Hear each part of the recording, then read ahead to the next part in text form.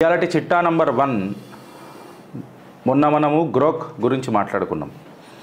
The chat bot ట్విట్టర్లో ఏదైతే మన గ్రోక్ ఉన్నదో దాని మీద మనం నిన్న కంప్లీట్గా మాట్లాడుకున్నాం. ఇన్ఫ్యాక్ట్ ఆధారాలు కూడా మనం చూపించినాం. వివేక్ అగ్నిహోత్రి గారికి గ్రోక్ ఎట్లా క్షమాపణలు చెప్పిందో మనం చూసుకున్నాం. And the technical language of Grok ఏదైతే ఉంటుందో, దాని భాష ఏదైతే ఉంటుందో, దాని భాష ఎట్లయితే ఫీడ్ చేస్తారో, ఏ రకంగా అల్గారిథం సెట్ అవుతుందో మనం అందరం చూసుకున్నాం, మాట్లాడుకున్నాం. గ్రాక్ని మ్యానిపులేట్ చేయొచ్చా లేదా అననే ఒక సందేహం ఎవరెవరి మనసులు ఉండేనో ఆ సందేహాలను కూడా చిత్రగుప్త్ తొలగించింది. ఈరోజు గ్రాక్ గురించి మనం మాట్లాడకంటే ముందు అసలు ఈ గ్రాక్ ఏంది, దీన్ని ఎందుకు ఎలాన్ మాస్క్ ప్రమోట్ చేస్తున్నాడు, ఈ గ్రాక్ ఏడికెన్ డిరైవ్ అయింది, అసలు దీని సూత్రం ఏడికెన్ మొదలైంది, అంటే యాక్చువల్గా దీని ఇతరం ఏడికెన్ మొదలైంది అని చెప్పి మాట్లాడితే ఇలా చిట్టా పెద్దగా ఉంటుంది. Friends, stay tuned with Chitragupta. ఇది దేశ భద్రతకు సంబంధించిన కొంచెం విషయం కాబట్టి కొంచెం జాగ్రత్తగా ఉండండి.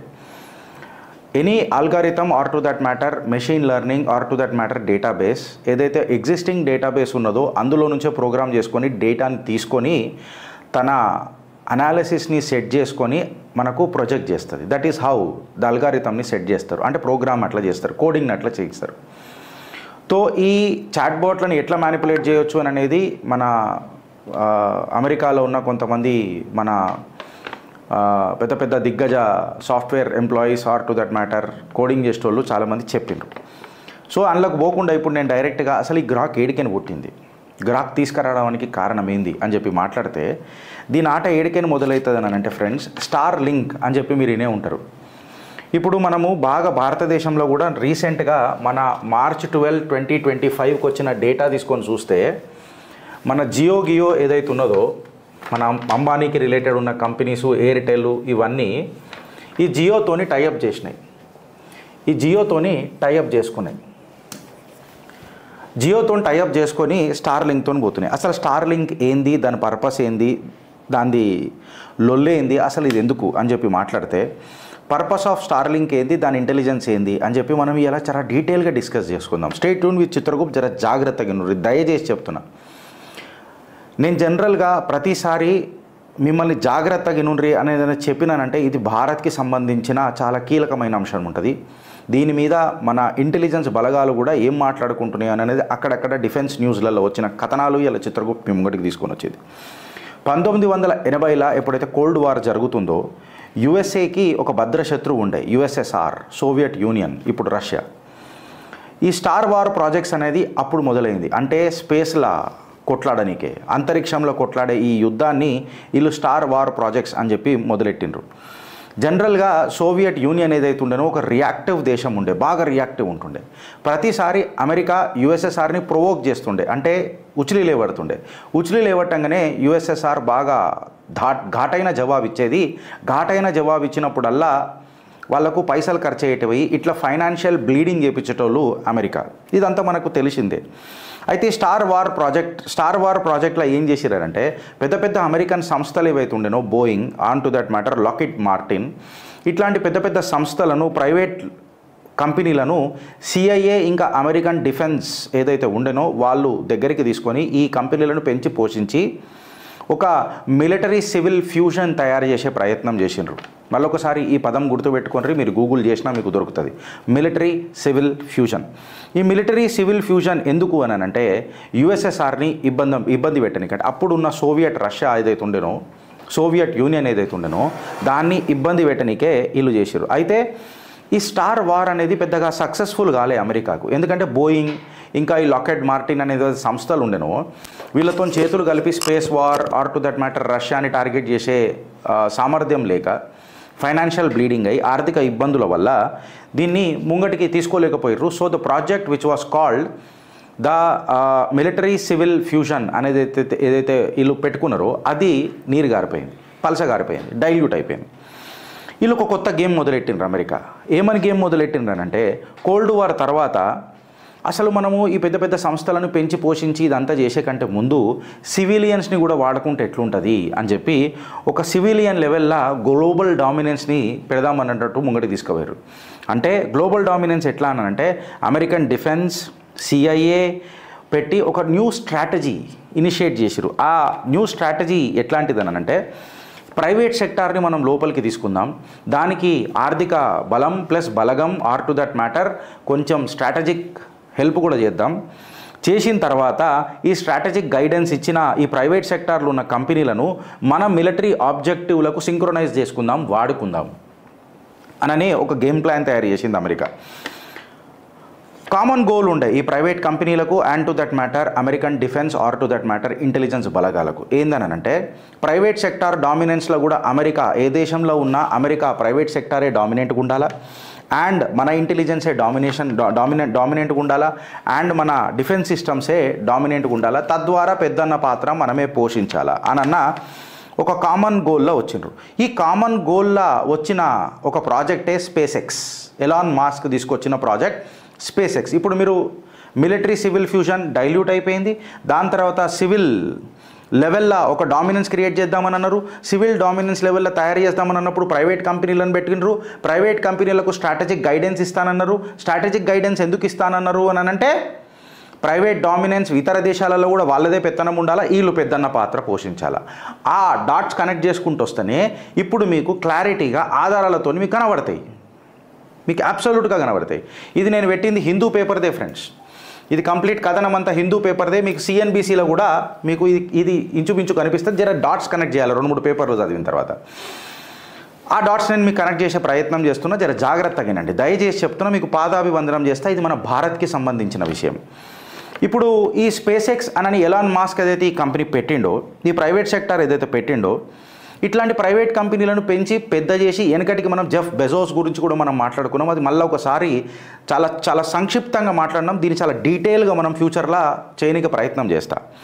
ఇప్పుడు ఈ స్టార్లింక్ ప్రాజెక్ట్ ఏదైతే కాన్సెప్షలైజ్ చేసినారో, స్పేస్ ఎక్స్ ప్రోగ్రామ్ కింద స్టార్లింక్ ప్రాజెక్ట్ అనేది ఏదైతే కాన్సెప్షలైజ్ చేసినారో, దీన్ని ఏం చేసిరనంటే సీమ్లెస్ ఇంటర్నెట్ ప్రొవైడ్ చేయనికే లో అర్త్ ఆర్బిట్లలో శాటిలైట్ లాంచ్ చేసి, అట్లా శాటిలైట్ల సమూహం లాంచ్ చేసి యావత్ దేశాలకు సీమ్లెస్ ఇంటర్నెట్, ఇప్పుడు మనం ఇంటర్నెట్ ఏదైతే వాడుతున్నామో అది స్పెక్ట్రమ్ రూపంలో, వైర్ రూపంలో ఎక్సెట్రా ఆ రూపంలో వస్తుంది. ఇదేమో వైర్లెస్ శాటిలైట్ రూపంలో ఇంటర్నెట్ అందజేసే ప్రక్రియ మొదలెడదామని అనే ప్రాజెక్టే space X and to that matter Starlink. ఈ సీమ్లెస్ ఇంటర్నెట్ వల్ల ఇక్కడ మీకు ఏమవుతుంది అని అంటే మీరు డేటా కలెక్ట్ చేసుకోవచ్చు. డేటా కలెక్ట్ చేసిన దాన్ని అనలిటిక్స్ చేద్దాం. అనలిటిక్స్ చేసిన దాన్ని మన యూఎస్ డిఫెన్స్కి or to that matter private సెక్టర్కి ఇద్దాం. తద్వారా అమెరికా ఆర్థిక వ్యవస్థ అండ్ టు దట్ మ్యాటర్ పెద్దన్న పాత్ర పెద్దగా అవుతుంది. బికాస్ వాళ్ళు ఏం ఆలోచిస్తారు, దేశాలలో ఏం డేటా ఫ్లో అవుతుంది అన్నది మనకు తెలుస్తుంది. మనకు తెలిసినప్పుడు మన పెద్దన్న పాత్ర పోషిస్తాం అననే ఆలోచనల ఈ స్టార్ లింక్ ప్రాజెక్ట్ మళ్ళీ ఒకసారి కిక్కిన్ అయింది. ఎవరి రూపంలో? మన ఎలాన్ మాస్క్ రూపంలో. అయితే ఏంది గిరీష్ గ్రాక్ ఏంది లింక్? ఇప్పుడే జర జాగ్రత్తగా కాన్సన్ట్రేట్ చేయరు ఫ్రెండ్స్. ఇక్కడ ఏమైందనంటే ఫర్ ఎగ్జాంపుల్ నేను లో అర్త్ శాటిలైట్లు లాంచ్ చేసిన, కాన్స్టలేషన్ ఆఫ్ శాటిలైట్స్ లాంచ్ చేసిన, ఇది ఏం ప్రొవైడ్ చేస్తుంది అని అంటే సీమ్లెస్ ఇంటర్నెట్ ప్రొవైడ్ చేస్తుంది. ఈ ఇంటర్నెట్ మనం పబ్లిక్ మన మొబైల్లలో, మన ల్యాప్టాప్లలో, మన ఎక్సెట్రా గ్యాడ్జెట్స్లలో వాడడం మొదలెట్టినాం. ఇది డేటా క్యాప్చర్ చేస్తుంది. ఈ డేటా ఒక సూపర్ కంప్యూటర్లోకి పోతుంది. నేను ఒక కంపెనీ పెడతా ఈ డేటా అనలిటిక్స్ని, నిజంగా చెప్పాలంటే ఈ డేటాని మసాజ్ చేయనికే, ఈ డేటాలో ఉన్న అంతరార్థం తెలుసుకోనికే నేను ఒక డేటా మసాజింగ్ కంపెనీ పెడతా, అంటే డేటా అనలిటిక్స్ కంపెనీ పెడతా. ఆ కంపెనీ పేరే యుఎస్లో ఉన్నది అలా ప్లాంటీర్ కంపెనీ. ఈ ప్లాంటీర్ కంపెనీ మేజర్ మన ఏం దీనిది రెస్పాన్సిబిలిటీ ఉంటుంది అని అంటే ఈ ప్లాంటీర్ అనే కంపెనీ ఈ సూపర్ కంప్యూటర్స్ ఏదైతే డేటా కలెక్ట్ చేస్తున్నాయో ఈ డేటా అనలిటిక్స్ ఏదైతే ఉంటుందో దాని పని చేస్తుంది ప్లాంటీర్. ఈ సీమ్లెస్ ఇంటర్నెట్, ఈ మాస్ డేటా ఈ ప్లాంటీర్ కంపెనీకి వచ్చిన తర్వాత ఈ డేటాను అనలైజ్ చేసిన తర్వాత ఈ డేటా ఈ ప్లాంటీర్ కంపెనీ ఏం చేస్తుంది అని అంటే మన ఆర్టిఫిషియల్ ఇంటెలిజెన్స్ చాట్ బాట్స్లకు పంపుతుంది. మాస్ డేటా మొత్తంని ఈ ఆర్టిఫిషియల్ ఇంటెలిజెన్స్ చాట్ బాట్లకు పంపుతుంది. ఇక్కడ గ్రాక్ పనిచేస్తుంది. ఈ గ్రాక్ డేటాను అనలైజ్ చేసి దానికి దొరికిన డేటాని దానికి అనుగుణంగా అల్గరిథం సెట్ చేసి బయటికి వదులుతుంది. అయితే అది ఒక మెషినే, దానికి ఇచ్చిన కోడింగ్ ప్రకారమే అది పనిచేస్తుంది. అండ్ మోర్ ఓవర్ ఇక్కడ ఉన్న అవైలబుల్ డేటా నుంచే ప్రొవైడ్ చేస్తుంది. ఇప్పుడు ఏమవుతుందంటే సంవత్సరాల నుంచి నీకు వామపక్షాలలో నీకు పత్రికాకారులు అయిపోయాయి. నీకు లెఫ్టిస్ట్లే మీడియాని హ్యాండిల్ చేసే, ప్రింట్ మీడియా కానీ ఎలక్ట్రానిక్ మీడియా కానీ. అక్కడికి వస్తే యూట్యూబ్లలో కూడా వాళ్ళ డామినెన్సే. గొంతు చీల్చుకొని ఇంత డేటా చదివి ఇంత వీక్ చెప్పినా కానీ హార్డ్లీ మన రీచ్ ఎంత ఉంటుంది, వాళ్ళ రీచ్ ఎంత ఉంటుంది, బికాస్ వాళ్ళ సినర్జీ ఎంత పెద్దది, వాళ్ళ ఎనర్జీ ఎంత పెద్దది అనేది మీరు ఆలోచించరు. మన ఐక్యమత్యం ఎంత దాకున్నదో. ఇప్పుడు మన గురించి మాట్లాడే కంటే ముందు తర్వాత మాట్లాడదాం. ఫస్ట్ డేటా ఇచ్చుడు చిత్రగుప్త లక్ష్యం కాబట్టి ఈ డేటాని మసాజ్ చేసి కంప్లీట్గా వాళ్ళు ఇచ్చుడు మొదలెడతారు. ఒక కమర్షియల్ వెంచర్ స్టార్ట్ అవుతుంది ఇడికని. అండ్ మోర్ ఓవర్ ఈ స్పేస్ ఎక్స్ ఏం చేస్తుందంటే ఈ డేటా మసాజ్ అయిందంతా, ఈ డేటానంతా రా డేటానంతా ఆర్మీ కమాండర్స్కి పంపిస్తుంది for a functional analytical administration of military equipments. ఇది అమెరికన్ ఇంటెలిజెన్స్కి, ఇన్ఫ్యాక్ట్ డిఫెన్స్ సిస్టమ్స్కి, సిఐఏకి గ్రాక్ అనేది or to that matter SpaceX or intelligence అనేది స్టార్లింక్ అనేది ఒక అమెరికన్ డిఫెన్స్ డిస్గైజ్ లెక్క పనిచేయడం మొదలెట్టింది. ఇప్పుడు America, CIA, Elon Musk Starshield project అని చెప్పి మొదలెట్టిరు ఫ్రెండ్స్. ఈ స్టార్ షీల్డ్ ప్రాజెక్ట్ ఏం చేస్తుంది అంటే అమెరికా యొక్క ఇంటెలిజెన్స్, మిలిటరీ, స్పేస్ అండ్ ఇండస్ట్రీని ఒక్క దగ్గరికి తీసుకొని వచ్చి ఈ సమూహాన్ని ముంగటికి తీసుకుపోయి దంద చేసే ప్రయత్నం చేస్తుంది. వేరే ఇతర దేశాల మీద పెత్తనం చేయడానికి ప్రయత్నం చేస్తుంది. ఇప్పుడు ఈ స్టార్ లింక్ ఏదైతే ఉన్నదో ఈ కంప్లీట్ డేటా ఏదైతే ఉన్నదో ఇది ఎలాన్ మాస్క్ చేతులలో ఉంటుందని అంటలేం. కాకపోతే ఈ టర్మినల్ డేటా ఏదైతే ప్రొడ్యూస్ చేస్తుంది కదా ఈ స్టార్ లింక్లో వచ్చిన డేటా, ఈ టర్మినల్ డేటా సిఐఏ ఏదైతే అమెరికా నిఘా వర్గం ఏదైతే ఉన్నదో సిఐఏ ఈ డేటాని ఇంటర్సెప్ట్ చేసే పవర్ దానికి ఉన్నది. అంటే మీ డేటా అక్కడికి ఖచ్చితంగా పోతుంది. పేపర్లో వచ్చిన కథనాలను నేను మీకు చెప్తున్నా. ఇంటెలిజెన్స్ డేటా ఏదైతే ఉంటుందో ఈ కంప్లీట్గా సిఐఏ ఇంటర్సెప్ట్ చేసిన డేటాని కంప్లీట్గా ఇది కమాండర్లకు పంపిస్తుంది. ఇక్కడ ఏఐ ప్రాసెస్ అవుతుంది. ఈ ఏఐ ప్రాసెస్ అయినాక ఏం చేస్తారు గిరీష్ అని అంటే డ్రోన్లను ఎట్లా యాక్టివేట్ చేయాలనో ఈ ఏఐ డేటాను యూజ్ చేస్తారు. ఏం మాట్లాడుతున్నావు గిరీష్, నరాలు కట్ అయిపోతున్నాయి. నువ్వు శాటిలైట్ నుంచి ఇంటర్నెట్ అంటావు, డేటా అంటావు, ప్లాంటీర్ కంపెనీ అన్నావు, డేటా అనలిటిక్స్ అయింది. డేటా అనలిటిక్స్ అయిన తర్వాత డేటాని మసాజ్ చేసిర్రు. ఆ డేటాని మసాజ్ చేసిన దాన్ని కొంచెం పెట్టిర్రు, కమాండర్లకు ఇచ్చిర్రు. దీనికి డ్రోన్కి ఎట్లా యాక్టివేట్ అయింది అంటే మొన్న వార్ జరిగినప్పుడు మీరు ఒకసారి అర్థం చేసుకోవాలి. యూక్రెయిన్ వార్లలో కూడా డ్రోన్లు యూజ్ చేసిండ్రు. రష్యన్ ఆర్మీ దజ్జాలుడాంచింది ఈ డ్రోన్లు. అమెరికా సప్లై చేసిన యూక్రెయిన్కి డ్రోన్లు దజ్జాలుడాంచింది. 2,60,000 మంది సివిలియన్లకు అంటే నార్మల్ సామాన్యులకు స్టార్లింక్ ద్వారా ఇంటర్నెట్ యూజ్ చేయమని చెప్పి వాళ్ళకి ఆర్డర్స్ ఇచ్చిండ్రు. వాళ్ళు ఆర్డర్స్ ఇచ్చిన తర్వాత ఎక్కడెక్కడైతే Russian soldiers, Russian military equipment, Russian ట్యాంకులు, రష్యన్ ఏవైతే నడుస్తున్నాయో అక్కడ ఫోటోలు తీసి ఇప్పుడైతే ఈ డేటా స్టార్లింక్లలో చేసినరో ఈ ప్లాంటీర్ అనే కంపెనీ అనలిటిక్స్ చేసేసి ఏఐ ఇచ్చేసి కమాండర్ల దగ్గరకు పోయిన తర్వాత డ్రోన్లకు కమాండ్ ఇచ్చి ఎగ్జాక్ట్లీ ఎక్కడైతే రష్యన్ మిలిటరీ ఎక్విప్మెంట్ ఉందో అక్కడ బోల్డ్ అని పేల్చి పడేసారు. నిద్ర లేకుండా చేసిండ్రు. ఇది తెలుసుకున్న రష్యా ఈ డ్రోన్లను క్యాప్చర్ చేసింది. న్యూస్లలో వచ్చిన కథనాలే మీకు చెప్తున్నా. ఈ డ్రోన్లను క్యాప్చర్ చేసిన తర్వాత అసలు ఏందిరాబాయి చెప్పి లొల్లి అని చెప్పి చూస్తే ఇది అమెరికన్ లింక్ వెళ్ళింది. ఇక్కడ బైడెన్కి, ఎలాన్ మాస్క్కి పెద్ద కిరికిరి కొట్లాట షురు అయిపోయింది. వాళ్ళు రష్యాలో అది దొరికిపోయింది అని చెప్పి బైడెన్ చెప్పి ఇవి ఇమ్మీడియట్గా నువ్వు ఆ టర్మినల్స్ బంద్ చేసేయాలా, ఆ డేటా టర్మినల్స్ ఏవైతే డ్రోన్ టర్మినల్స్ ఉన్నాయో అవి ఇమ్మీడియట్గా ఆఫ్ చేసి పడేసాయి అని చెప్పి మాస్క్కి చెప్తే ఎలాన్ మాస్క్ ఏవి దొరికినాయో నాకెట్లా తెలుస్తుంది రా భయ్, నువ్వేదో చెప్తావు అని చెప్పి అక్కడ మొదలైన ఆట ట్రంప్కి, ఎలాన్ మాస్క్కి దోస్తానకు దారితీసింది. దాని తర్వాత ఏమైందో మీ అందరికీ తెలుసు. అయితే ఈ డ్రోన్లను రకరకాలుగా వాడింది అమెరికా. ఎట్లా అంటే రష్యానికి దొరికిన ఈ డ్రోన్స్ ఏవైతే ఉన్నాయో వీళ్ళ టర్మినల్స్ ఇంకా యాక్టివేటెడ్ ఎవరి దగ్గర ఉన్నాయి అని అంటే SpaceX or Starlink దగ్గరనే ఉన్నాయి. కాబట్టి వీళ్ళు అక్కడ ఒక పిసింగ్ మెసేజెస్ పెట్టిండ్రు. ఎట్లా అగో రష్యన్ వార్లా ఒక ఫ్రాస్ట్ ఫ్రీజ్ అయిపోతున్నారు వాళ్ళకు వింటర్ గేర్ లేదు, వింటర్లో యుద్ధం చేసే కెపాసిటీ లేదు వాళ్ళకు తక్కువ పడుతున్న ఎక్విప్మెంట్స్ అని చెప్పగానే రష్యన్ సోల్జర్స్లో ఒక అలజడి మొదలైంది. ఇది తెలుసుకున్న రష్యా మళ్ళా తిప్పి కొట్టింది. దాని తర్వాత ఇక మీకు తెలిసి ఏమైందో దాని తర్వాత మొత్తం. అందుకనే రష్యా క్లియర్ కట్గా ఒకటే ముచ్చట చెప్పింది, మీరు ఏమన్నా గంగలవాడు రాబాయ్ నాకు తెలియదు, సింపుల్గా నా చుట్టుపక్కల మాత్రం నేటో రావద్దు అని చెప్పింది. నా దేశం నాకు చాలా ఇంపార్టెంట్ అని అంటే గెలుకుడు. రష్యాని గెలికి యుద్ధానికి దారితీసి రష్యాని ఫైనాన్షియల్గా బ్లీడ్ చేసి రష్యాకి పతనం చేద్దామని అనేదే లక్ష్యం ఉంటుండే అమెరికాది ఇప్పటికీ. సో ఈ యుద్ధంలో ఈ కథల మొత్తం ఈ artificial chatbots and to that matter planted data company analytics ఇవన్నీ వాడడం మొదలెట్టిండ్రు. And why it has been so become ఇంత అగ్రెసివ్గా ఎట్లయింది అని చెప్పి మాట్లాడితే దానికి ఇప్పుడు ఆట ఇక్కడ మొదలవుతుంది. ఈ స్టార్ షీల్డ్ ప్రాజెక్ట్ అనేది యాక్చువల్గా ఆఫ్ఘనిస్తాన్ మీద యూజ్ చేద్దామని అనుకున్నారు. కోవిడ్ రావడం వల్ల చెయ్యలేక దీన్ని పైలట్ ప్రాజెక్ట్ ఏదైతే ఉందో, టెస్టింగ్ గ్రౌండ్స్ ఏదైతే ఉన్నదో ఇది యూక్రెయిన్లో చేసిండ్రు. యూక్రెయిన్లో వీళ్ళకు టెస్ట్ ప్రూవ్ అయిపోయిన తర్వాత ఈ యూక్రెయిన్లో చేసిన డ్రోన్లు కేవలం యూక్రెయిన్కే పరిమితం కాలే, మీకు మణిపూర్లో కూడా దొరికినాయి కొన్ని డ్రోన్లు అమెరికావి. గిరీష్ నరాలు కట్ అయిపోతున్నాయి. మళ్ళీ భారత్ నిధుకు తీసుకొచ్చినావు అంటే మీకు పాదాభివందనం చేసి చెప్పిన మొత్తం చూడుండ్రి అని చెప్పిన. ఇప్పుడు ఇది చూస్తే మీకు అర్థమవుతుంది ఏంది తెలుసా ఫ్రెండ్స్, మణిపూర్లో ఎందుకు తీసుకొని వచ్చారు గిరీష్? మన భారత్కి అమెరికాకు మంచి సంబంధాలే ఉన్నాయి కదా ఇప్పుడు మోదీ గారు వచ్చిన తర్వాత. ఇన్ఫ్యాక్టు నా ప్రియ మిత్రుడు మోదీ అని చెప్పి ట్రంప్ మాట్లాడతాడు కదా, ఎందుకు అని అంటే భారత్లో డ్రోన్లు ఎగరేషన్లు ఎక్కడ అంటే మణిపూర్ ఎక్కడ ఉంది అంటే చైనా బార్డర్. ఈ చైనా బార్డర్లలో ఇవి ఎందుకు ఎగరేషన్లు అని అంటే చైనా యొక్క గతివిధులు తెలుసుకోనికే ఈ డ్రోన్లను వాడడానికి ప్రయత్నం చేస్తారు. ఇప్పుడు ఈ స్టార్లింక్ వాడడం వల్ల ఈ డేటా అనేది పాశ్చాత్య దేశాలకు or to that matter American ఇంటెలిజెన్స్కి డిఫెన్స్కి పోతుంది. కాబట్టి ఇది స్టార్లింక్ ప్రాజెక్టు భారతదేశంలో పెడదామా వద్దా అనేది కేంద్ర ప్రభుత్వ నిర్ణయం. కాకపోతే భారతదేశ పౌరులైన మీరు ఈ ప్రాజెక్ట్ని మీరు సమర్థిస్తారా లేకపోతే వ్యతిరేకిస్తారా? మీ కమెంట్ రూపంలో నాకు చెప్పు ఫ్రెండ్స్.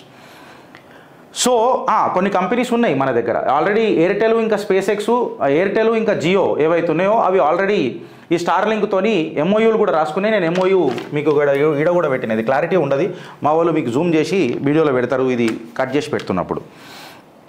అయితే గిరీష్, భారత్ని డ్రోన్లు ఎందుకు తీసుకొచ్చింది అని చెప్పి మీరు మాట్లాడితే ఇంకా కొంచెం మనం డీప్ డైవ్ చేస్తే భారత్ సరిహద్దులల్లా ఈ సీమ్లెస్ ఇంటర్నెట్ని భారత్ని వాడుకొని భారత భూభాగము, భారత పాపులేషన్, ఎస్పెషలీ భారత పాపులేషన్ని యూజ్ చేసి మనము ఈ డేటాను మొత్తం క్యాప్చర్ చేసి చైనాని అటాక్ చేసేటప్పుడు మనకు భారత్ ఉపయోగపడుతుంది. అంటే భారత్ని వాడుకునే ప్రక్రియ మొదలెట్టింది అమెరికా.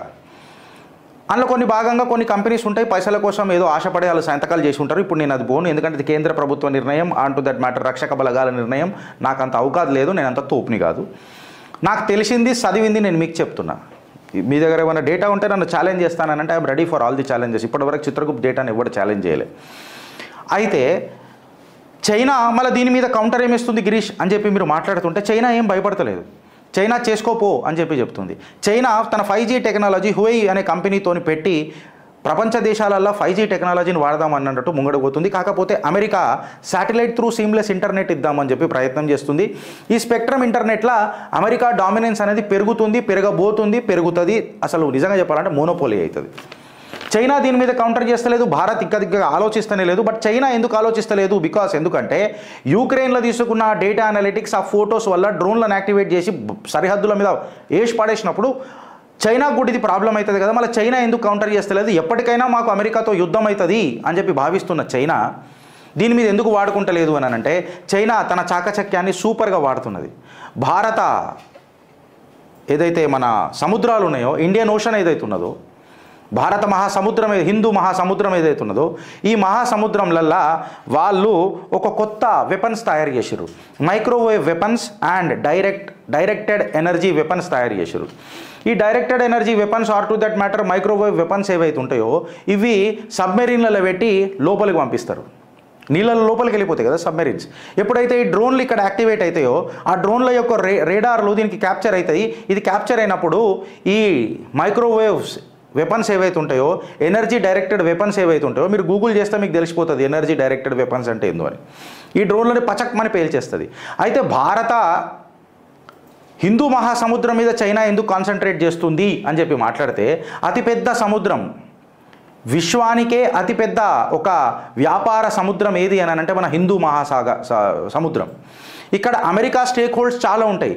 అయితే చైనా అమెరికా యొక్క ఏదైతే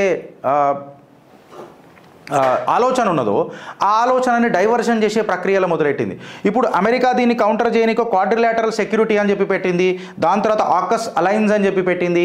ఇవన్నీ పెట్టి ఆస్ట్రేలియాకు సబ్మెరీన్లు తయారు చేయడానికి కూడా టెక్నాలజీ ఇస్తుంది. ఇదంతా ఫైన్. అమెరికా యొక్క ఆస్తులు, అమెరికా యొక్క ఆర్థిక వ్యవస్థ కంప్లీట్గా ఈ నేవీ టెక్నాలజీ మీద పెట్టి ఈ స్టార్లింక్ను జర దూరం చేసి ఇది పెట్టేసి సపోజ్ వీళ్ళు డ్రోన్లు వాడుకున్నా వీళ్ళ ఎనర్జీ డైరెక్టెడ్ వెపన్స్ ఏవైతున్నాయో, మైక్రోవేవ్ వెపన్స్ ఏవైతున్నాయో అవి పేల్చి పడేస్తాయి. సో ఇక్కడ చైనా తన ప్రతాపం చూపుతున్నదా లేకపోతే అమెరికా తన పెద్దన్న పాత్ర అని చెప్పి పోకడలకు పోయి దిగజారుతున్నదా? ఈ అన్నిట్లల్లా కేవలం భారత్ని ఒక పావు లెక్క వాడుకుంటున్నారా? ఈ స్టార్లింక్ ప్రాజెక్ట్ మనకు సెట్ అవుతుందా? ఈ స్టార్లింక్ ప్రాజెక్ట్ ఏదైతే శాటిలైట్ సీమ్లెస్ ఇంటర్నెట్ మనకిచ్చి తద్వారా మాస్ డేటాని కలెక్ట్ చేసి ఈ మాస్ డేటాని ప్లాంటీర్ కంపెనీకి పంపించి అక్కడ డేటా మసాజ్ చేసి డేటా అనలిటిక్స్ చేసి ఏఐ లాంటి గ్రాక్లను యూజ్ చేసి ఈ AI data or to that matter ఈ మసాజ్ చేసిన డేటా, ఈ అనలిటికల్ డేటాని కమాండర్లకు ఇచ్చి తద్వారా ఈ డ్రోన్ వార్ దీన్నే మనము మొసాక్ వార్ అని అంటాం. మీరు గూగుల్ చేసి చూసుకోరు, మొసాక్ వార్ఫేర్ అని అంటారు. ఈ కొత్త వార్ఫేర్ ఏదైతే ఉందో మొసాక్ వార్ఫేర్, ఈ మొసాక్ వార్ఫేర్ మీద మనం మాట్లాడితే ఇవాళ ఎలాన్ మాస్క్ మాట్లాడిన 4-5 మాటలు ఉన్నాయి ఫ్రెండ్స్. ఏమన్నానంటే ఈ హవాయి జహాజులు పెద్దగా పనిచేయే ఈ రోజులల్లో అయిపోయాయి, వీటిది టెక్నాలజీ అయిపోయింది, అమెరికా దాని మీద ఎక్కువ పెద్దగా ఖర్చు చేయొద్దు అని చెప్తుంది. ఇన్ఫ్యాక్ట్ వాళ్ళ దగ్గర ఉన్న టెక్నాలజీని వేరే దేశాలకు ఇయ్యనిక ప్రయత్నం చేస్తున్నాడు ట్రంప్ కూడా. F-35 కొందాం, F-35 కొందాం. వెనకటికి మన దగ్గర కూడా కొంతమంది ప్రభుత్వాలు F-35 తీసుకుందామని చెప్పి ఇప్పుడున్న ప్రభుత్వం కూడా అన్నది. బట్ దానికంటే మెరుగైన ఏదైతే ఫైటర్ జెట్ ఉందో అది రఫేల్ అని చెప్పి మనం మాట్లాడుకుంటాము. ఇప్పుడు ఇక నేను డిఫెన్స్ ఎక్విప్మెంట్ దగ్గరికి పోలే, ఎందుకంటే నా అవకాశం అంత పెద్దది కాదు. సో F-35 ఒప్పుకున్నారు. ఈవెన్ ట్రంప్ కూడా F-47 మా ఫైటర్ జెట్ చాలా సూపర్ అని అంటాడు. కాకపోతే వీళ్ళు సూపర్ అని చెప్పి మాట్లాడుతున్నారు. కాకపోతే Elon Musk and to that matter CIA and to that matter American intelligence and defence forces ఈ drone technology or to that matter ఈ మొసాక్ వార్ఫేర్ మీద ఎక్కువ ఇన్వెస్ట్మెంట్ చేస్తున్నది. చైనా వీళ్ళకు కౌంటర్ ఇయ్యనికే microwave weapons and to that matter energy guided వెపన్స్ని target చేస్తున్నది. మన భారతదేశంలో లీడర్ ఆఫ్ ది అపోజిషన్స్ ఏకమై ఇవన్నిటిని కౌంటర్ చేసే బదులు SC ST OBC అని చెప్పి మనం మాట్లాడుతున్నాం. మన ధర్మం ఏంది తెలుసుకుంటలేం, భారత్కి కావాల్సిన న్యాయం ఏంది తెలుసుకుంటలేం. ఇన్ఫ్యాక్ట్ ఈ మతతత్వ విద్వేషాలనో లేకపోతే అదో ఇదో అంటే గిరీష్ నువ్వు కూడా మాట్లాడుతున్నావు కదా రోజు అంటే నువ్వు మొదలెడితే నేను మొదలెట్టా, నేను కామా పెడతా. నువ్వు షురూ చేస్తున్నావు కదా, నేను కామా పెడతా. SC ST OBC అని వాళ్ళందరూ ఒకటి కావాలా అని అంట. నేను భారత్ యొక్క భారతీయతను మనం కాపాడుకోనికే లెటస్ మూవ్ అహెడ్ అని చెప్పి ఒక పిలుపునిస్తా. ఆలోచిస్తారా లేక అనుభవిస్తారా? భారత్ మాతాకి జై.